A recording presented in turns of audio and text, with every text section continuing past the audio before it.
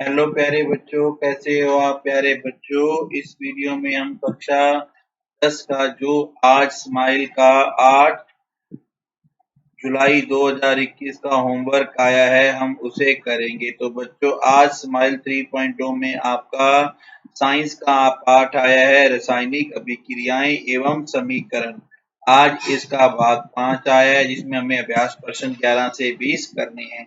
पहला प्रश्न है रासायनिक अभिक्रिया किसे कहते हैं, इनके कोई 3 उदाहरण दीजिए।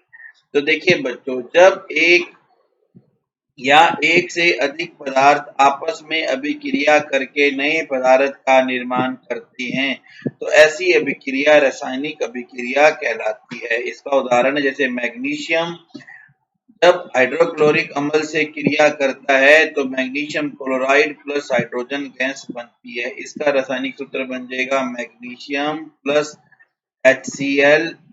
जब ये क्रिया करेंगे मैग्नीशियम क्लोराइड प्लस H2। तो अब ये देखिए, ये एक रासायनिक अभिक्रिया है। इसी तरह की दो रासायनिक अभिक्रिया मैं आपको और बताता हूँ। जैसे कॉपर प्लस जिंक सल्फेट जब क्रिया करते हैं तो CuSO4 प्लस Zn बनता है, या Fe प्लस कॉपर सल्फेट जब क्रिया करते हैं FeSO4 प्लस Cu बनता है। तो ये जो है ये हमारी रासायनिक क्रियाओं के उदाहरण है। दूसरा है द्रव्यमान संरक्षण का नियम लिखिए। किसी भी रासायनिक समीकरण को संतुलित करना क्यों आवश्यक है। देखिए, द्रव्यमान के संरक्षण का सिद्धांत, इसे इंग्लिश में law of conservation of mass, ये कहता है कि किसी भी बंद व्यवस्था में द्रव्यमान सदा ही संरक्षित रहता है, वह ना तो बढ़ता है और ना ही घटता है।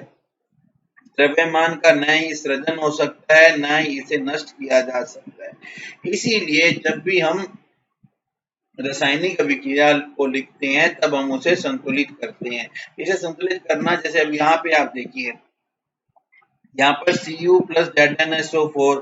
अब यहाँ पे जब रिएक्शन होगा तो हमारे पास में दोनों के जो अणु है वो बराबर मात्रा में आएंगे। अगर नहीं आते हैं तो फिर हमें इस रासायनिक समीकरण को संतुलित करना पड़ता है। और ये इसीलिए करना पड़ता है क्योंकि द्रव्यमान संरक्षण का नियम ये कहता है कि ये जो द्रव्यमान है वो सदा ही संरक्षित रहता है, ना बढ़ता है ना घटता है। तीसरा है संयोजन अभिक्रिया किसे कहते हैं। आपको कोयले के दहन का रासायनिक समीकरण लिखना है। तो देखिए, जब किसी अभिक्रिया में दो या दो से अधिक अभिकारक मिलकर एकल उत्पाद का निर्माण करते हैं तो ऐसी अभिक्रिया को संयोजन अभिक्रिया कहते हैं। देखिए, जैसे कि कोयला प्लस ऑक्सीजन ये मिलकर क्या बनाते हैं, CO2 कार्बन डाइऑक्साइड। ये दो थे, एक कोयला था और दूसरा ऑक्सीजन था, और दोनों ने मिलकर क्या उत्पाद बनाया, CO2। चौथा प्रश्न है, बहुत ही इंपॉर्टेंट प्रश्न है, बहुत ही अच्छा प्रश्न पूछा है। ZnSO4 प्लस कॉपर, इससे मिलकर बनाया CuSO4 प्लस Zn। क्या उक्त अभिक्रिया संभव है। तो बच्चों, उक्त अभिक्रिया संभव नहीं है। इसका कारण ये है कि Zn की तुलना में, जिंक की तुलना में कॉपर कम प्रतिक्रियाशील है। तो इसलिए जो कॉपर है वो जिंक को विस्थापित नहीं कर सकता है, कॉपर जिंक को विस्थापित नहीं कर सकता है।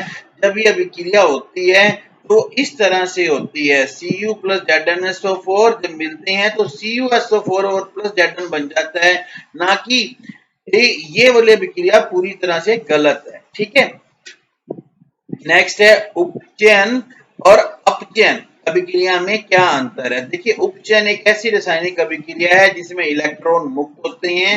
अपचयन वह रासायनिक अभिक्रिया है जिसमें हाइड्रोजन का योग होता है और ऑक्सीजन का नाश होता है। तो इस तरह से बच्चों आपका जो आज का स्माइल 3.0 का होमवर्क है वो कंप्लीट होता है। वीडियो अच्छा लगे लाइक करना, अपने फ्रेंड्स के साथ शेयर करना ताकि वो भी अपना होमवर्क पूरा कर ले, और चैनल को सब्सक्राइब भी कर लेना ताकि आपको आगे का होमवर्क भी रेगुलर मिलता रहे। और जो आपकी हर सैटरडे को क्विज आती है वो भी हम डालते हैं, वो भी जरूर देखा करो। Thank you.